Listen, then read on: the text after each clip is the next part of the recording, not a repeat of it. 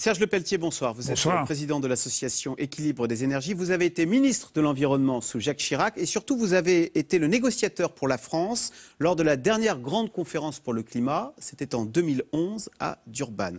Alors, la COP21 commence à Paris à la fin de la semaine. 15 jours exactement après ces attentats qui ont fait 130 morts. Franchement, Serge Lepelletier, est-ce que Paris est le bon endroit et est-ce que c'était le bon moment pour parler du réchauffement climatique? Je crois que c'est essentiel. D'abord, Paris est le bon lieu parce que la France a toujours été considérée dans l'aspect climat comme en avance et menant une vraie négociation positive. Et moi, je l'ai toujours ressenti. La France a toujours un bon regard. Mais bon moment. Et le moment est bon, c'est-à-dire qu'il doit être poursuivi parce que les échanges internationaux, les accords internationaux sont essentiels. Et on sait très bien que les groupes terroristes sont contre tous ces échanges internationaux. Donc il ne faut absolument pas les arrêter sous prétexte qu'il y a des actions ou à cause d'actions terroristes. Je crois que ça, c'est fondamental et le président de la République a eu raison. On voit très bien que François Hollande va rencontrer cette semaine Barack Obama, Vladimir Poutine. Il ne va absolument pas parler du CO2, il va parler de l'action antiterrorisme. Elle passe au second plan, qu'on le veuille ou non. Et je pense vraiment que si le chef de l'État va voir ces présidents en dehors de la négociation, c'est d'abord parce qu'il y aura plus de 130 chefs d'État pendant la négociation climat et que les échanges ne pourront pas être aussi forts naturellement et que ça portera sur une chose. Et ça, je pense qu'il faut différencier les choses et le président, avec le nombre de chefs d'État qu'il y aura en France, c'est la première fois qu'il y en aura autant pour une négociation. Et ça aussi, je crois que c'est très positif. Ça montre l'intérêt des États pour cette question. Alors, on va écouter Laurent Fabius nous expliquer pourquoi il est indispensable d'arriver à un accord lors de ces négociations qui commencent à la fin de la semaine. Il faut qu'il y ait un succès à Paris. Comme le dit souvent le secrétaire général des Nations Unies, M. Ban Ki-moon, il n'y a pas de plan B parce qu'il n'y a pas de planète B. Donc, il faut que nous avancions.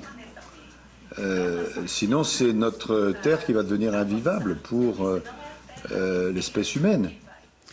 On connaît par cœur l'équation du problème. Le problème, c'est qu'on a l'impression qu'il y a toujours une urgence qui fait qu'au fond, on veut s'extraire de cet impératif qu'est la réduction du CO2. Par exemple, l'urgence du chômage, l'urgence... Vous voyez, c'est jamais le bon moment. Enfin, on peut toujours remettre à plus tard quelque chose qui s'inscrit sur le siècle à venir. Or, c'est tout à fait essentiel, parce qu'il faut bien voir que quand nous émettons du gaz à effet de serre, il se concentre, et il se concentre pour toujours. Et ça, il faut que nous soyons conscients de ça. C'est la raison pour laquelle cette politique doit être menée et de façon forte. Et c'est pourquoi, d'ailleurs, la COP21 ne sera en fait qu'un début d'une nouvelle ère de négociation. Il ne faut pas penser que ce sera la fin d'une négociation, c'est au contraire un nouveau, je dirais, de nouveaux échanges et des très longues négociations qui auront lieu, et ceci pour un certain nombre de raisons. Parce que, d'abord, cet accord qui, à mon sens, va avoir lieu, ne sera pas suffisant.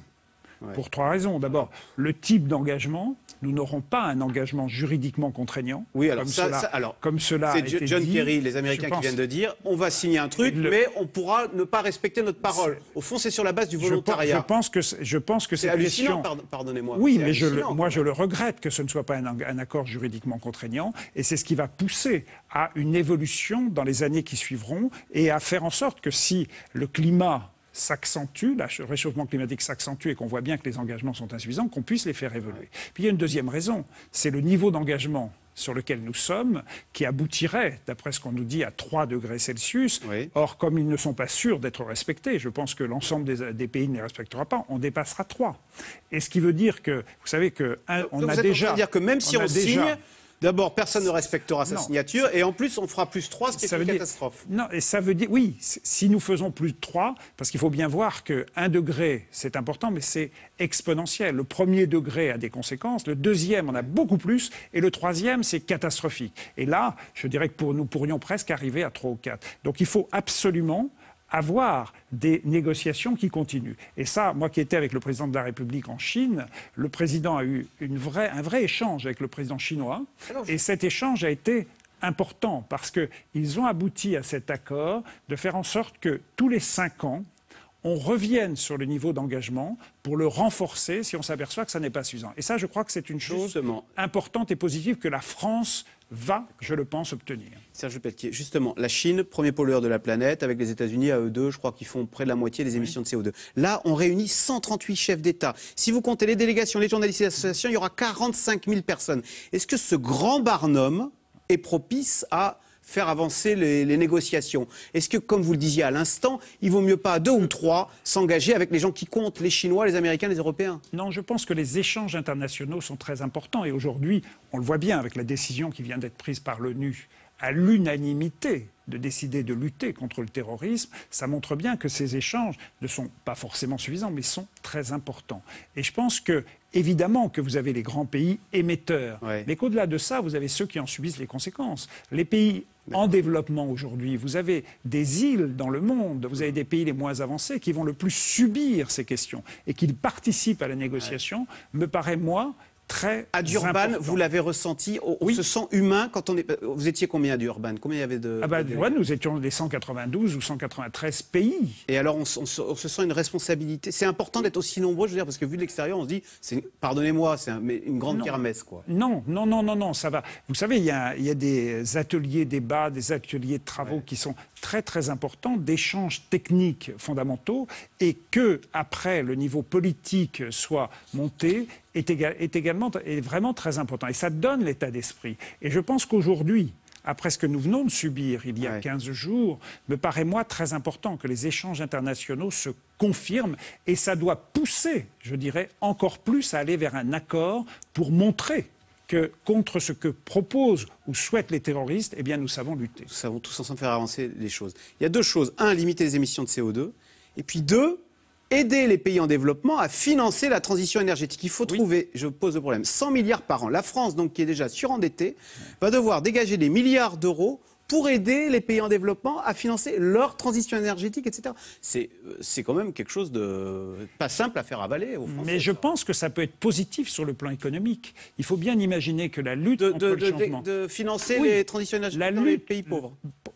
La lutte contre le changement climatique est extrêmement important et peut être un atout, peut-être un intérêt économique. C'est toute la question de l'énergie. Moi qui suis président d'Équilibre des énergies, je le sais. C'est la question du développement énergétique.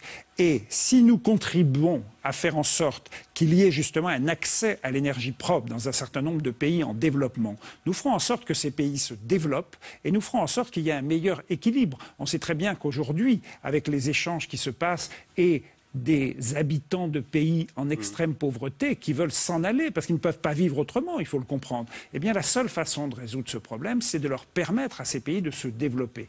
Et l'accès à l'énergie est quelque chose d'essentiel pour ça. Et justement, les aides à hauteur de 100 milliards, mais il en faudra plus à terme. 100 milliards de dollars, ça n'est en réalité pas grand-chose sur le plan mondial. Il en faudra plus, mais c'est important et ça a un intérêt également pour nos économies. Franchement, d'un mot, vous y croyez? Vous pensez que ce qu'on va vivre à Paris marquera l'histoire, là? Je pense qu'on va dans le bon sens. Qu'est-ce qui vous fait dire ça? On va dans le bon sens parce qu'on avance, c'est-à-dire qu'on ne recule pas dans la négociation. Elle ne sera pas, encore une fois, cet accord ne sera pas suffisant, mais comme Kyoto, en 1997, a été le début d'une nouvelle ère de négociation, je pense que Paris sera ce début, tout en étant, je n'hésite pas à le dire, insuffisant, et il faut que nous renforcions cela pour ne pas aboutir aux 3 à 4 degrés Celsius, ce que serait pour le monde une catastrophe naturelle et humaine. Merci beaucoup, Merci Serge Lepelletier. Donc, je rappelle que vous présidez l'association Équilibre des énergies. Merci. Absolument. Restez avec nous tout de suite. Yves Calvi, c'est dans l'air.